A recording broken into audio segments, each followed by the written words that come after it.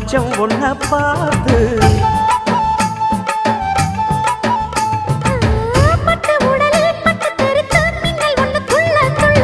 வெக்கம் துடிக்க விளக்கணைக்க ஜன்னல் கண்ணை மூடிக்கொள்ள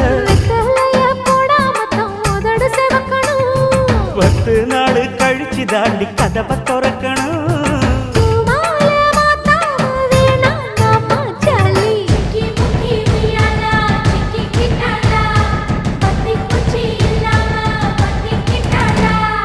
மச்சாங்கிட்ட முந்தானைய தந்து வப்பாளா,